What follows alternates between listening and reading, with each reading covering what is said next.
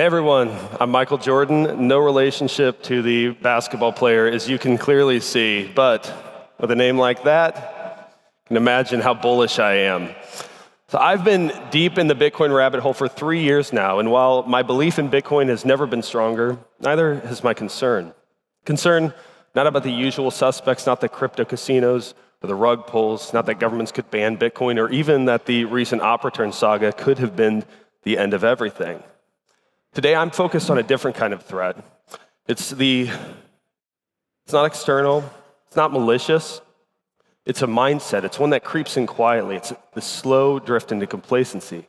It's the belief that Bitcoin will fix everything without us, that we can sit back, cheer on nation-state adoption, buy shares in fiat companies with Bitcoin strategies, and pat ourselves on the back for being early. But Bitcoin isn't a spectator sport. It's a responsibility. My own journey started with selfish motives. I wanted digital scarcity. I wanted number go up. I wanted to retire early. But then my son was born, and everything shifted.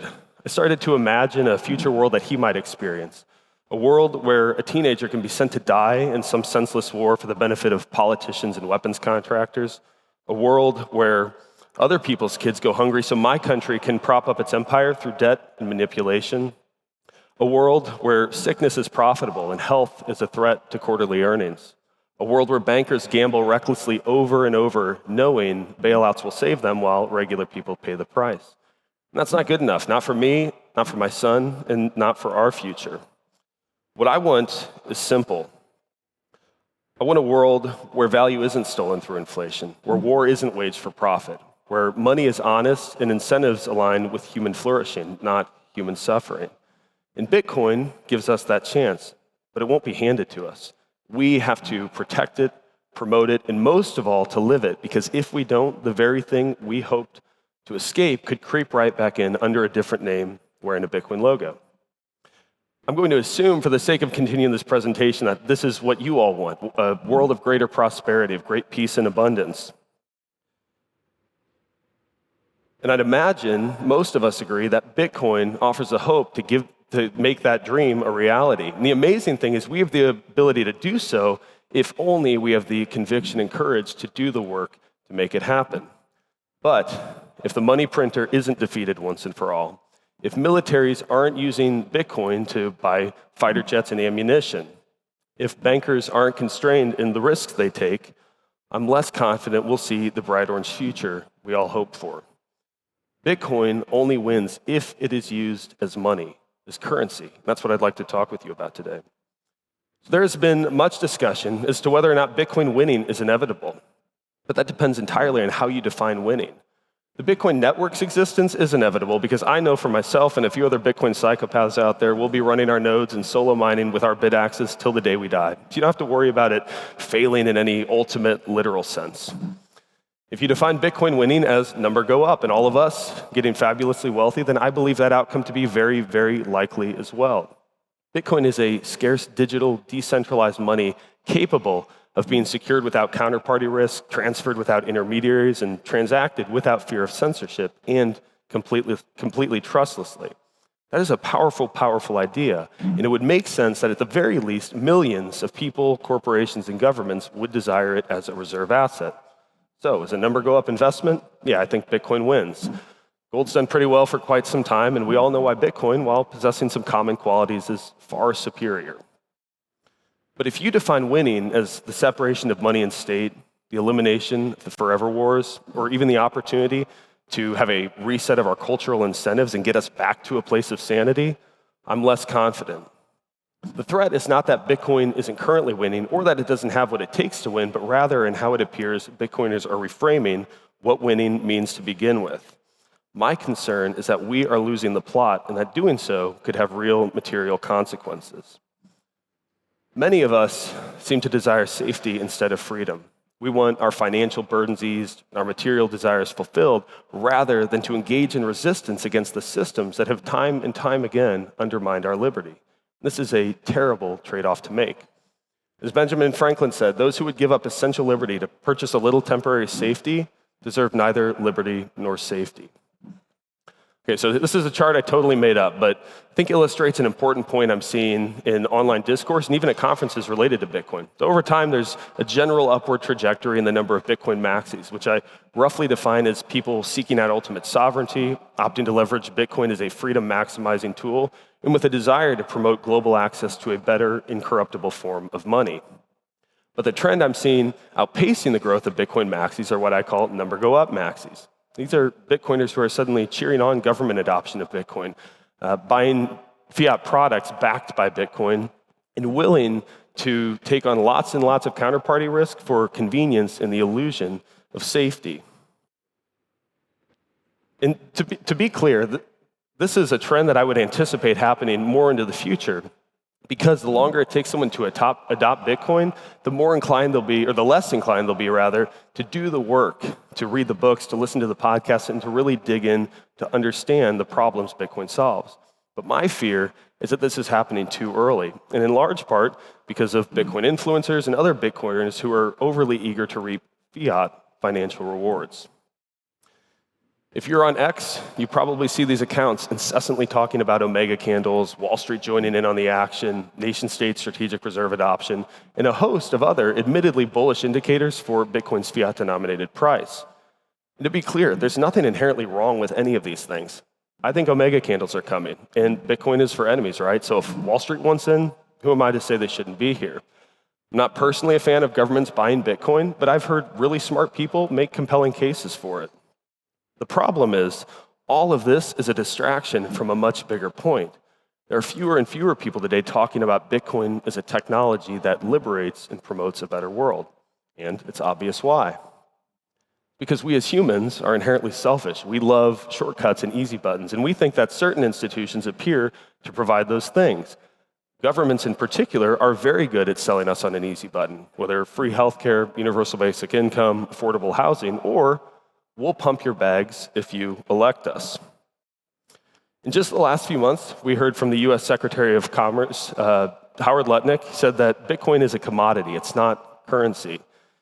A lot of people are cheering this guy on as a serious Bitcoiner, but he seems to have missed the peer-to-peer electronic cash part of the Bitcoin white paper. We hear narratives of Bitcoin as a digital version of gold, which has historically helped people preserve purchasing power, but it's rarely used in commerce. It's a useful analogy at times, but it's far from complete. We hear Bitcoin compared to Manhattan real estate in the 1970s, something you hold and never necessarily actually do anything with. We hear about the ways that Bitcoin could strengthen the dollar rather than threatening its very existence. We hear talking heads on Wall Street evaluating what allocation this asset should have in your portfolio while pushing for paper Bitcoin products with fees and third-party custodianship. And of course, we have politicians here in the Czech Republic and across the pond in the US discussing strategic Bitcoin reserves, which would presumably include Bitcoin purchased from you using counterfeit money. We can almost smell the victory of our Bitcoin going up in value as we imagine a life of financial ease and flexibility as a result of nation-state game theory playing out and big players making big Bitcoin purchases. Language is a powerful tool. And in an age of 24-hour news cycles and addictive and free social media, the words we use, choose, and fall prey to, in many cases, determine our reality. So much so that Joseph Goebbels, the chief propagandist of the Nazis, said if you repeat a lie often enough, it becomes accepted as truth. So let's look at a few examples. So this picture, this is definitely not a picture of war.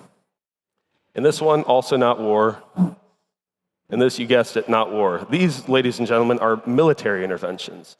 Just ask your political overlords. War is such an ugly word, but a military intervention, well, these are done out of necessity, not cruelty, even if it pays the bankers and the military-industrial complex the same, and lots of people die. So ignore the graphic imagery, because it's totally not war. Don't for a moment think that central banks are printing money. It's just quantitative easing, or just a liquidity injection, or just a short-term lending program to troubled banks. One of my favorites, what we used to call global warming, has since been rebranded as climate change. I'm assuming the weather stopped cooperating and they needed some reason to sound the alarm regardless of which direction temperatures were heading. And then we have public-private partnerships, where governments pick winners from the private sector and help them out. During COVID, the US government helped pharmaceutical companies streamline approval of the vaccines and gave them indemnity to avoid future liability, all while locking us up and ensuring that we couldn't continue to work. By the way, our friend Howard Letnick, who I mentioned before, that guy thinks if the US does this again, the government should benefit from the stock pump in these companies by investing in them through a sovereign wealth fund. That used to be called crony capitalism or insider trading, but of course the word crony has sort of a stigma attached to it. Partnership is much more palatable to the masses. And here's just one more for you. In the US, we have all these debates about the legality of assault weapons. A lot of us just call them semi-automatic rifles, which have been used for ages in hunting, for home defense, and for sport. But semi-automatic doesn't have quite the menacing ring to it as assault, so here we are having politicians who know nothing about firearms debate which of these two guns, which operate identically, is legal and which isn't.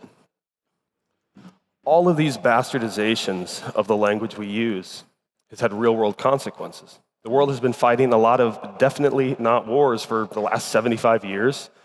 And remember how we increased our money supply by some 40% in the years following COVID? Well, it wasn't money printing, though, just QE, so don't even worry about it. I could go on. And if you all were my wife, I probably would. I think you get the point. The words we use to describe a thing, in many cases, change our perception and then ultimately alter how we interact with it. And the same is true in Bitcoin. My fear is that we are internalizing a narrative about what Bitcoin is that doesn't align with what it needs to be if we want to claim victory in a bright orange future. If Bitcoin is merely a commodity, it's just this thing we'll trade here or there for more dollars or euros or Czech koruna. If it's merely digital gold, just sit on it to preserve our wealth long term.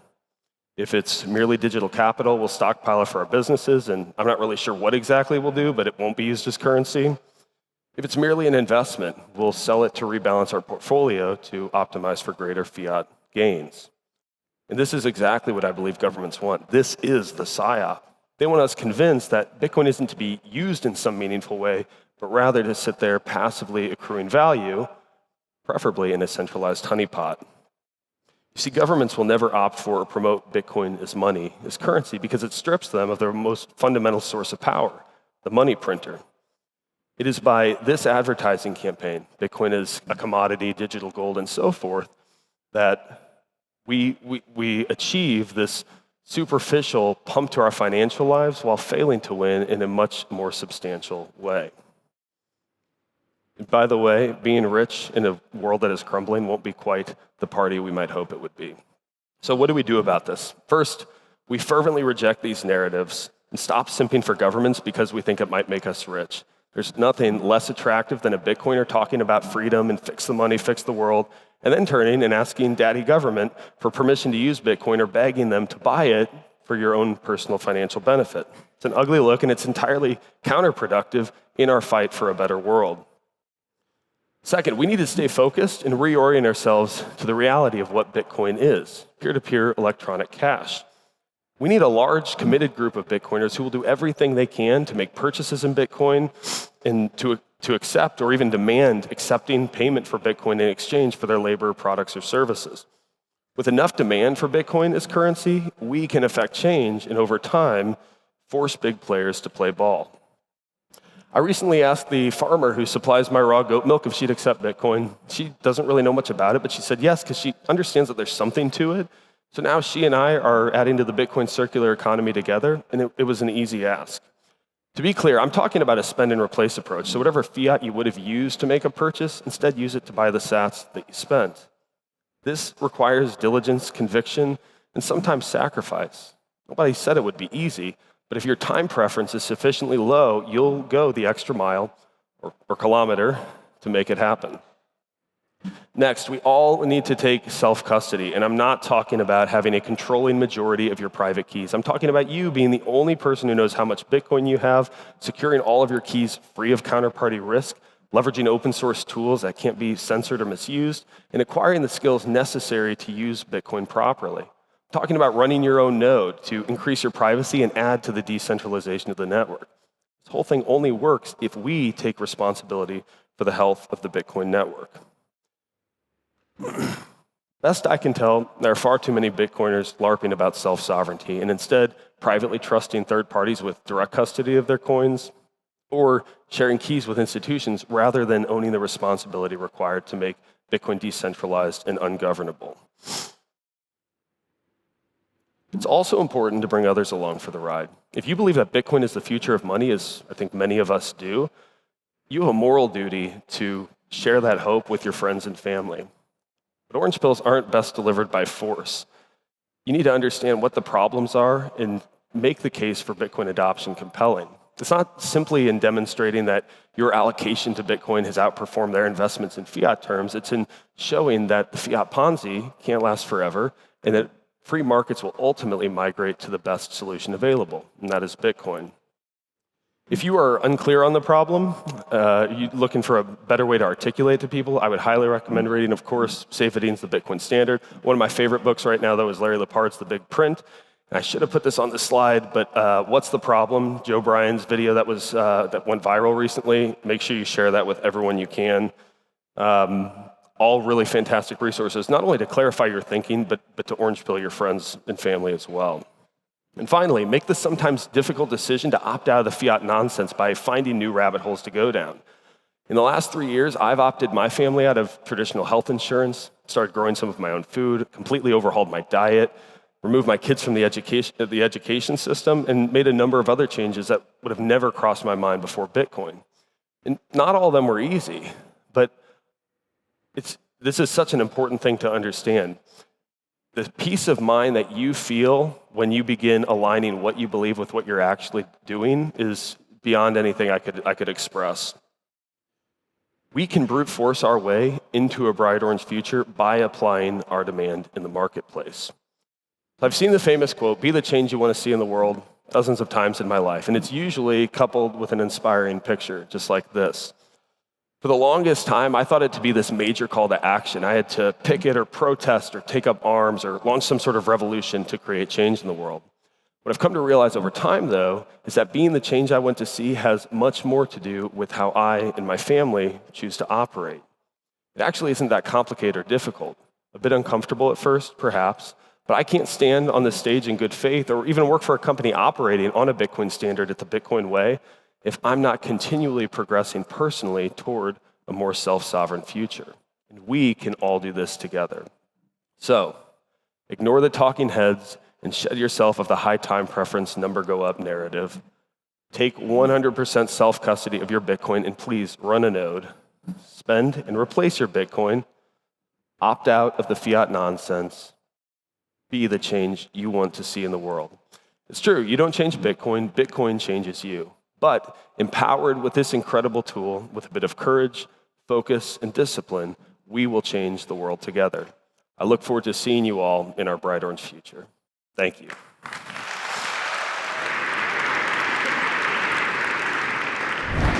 Secure your BTC Prague 2026 ticket at the lowest possible price now.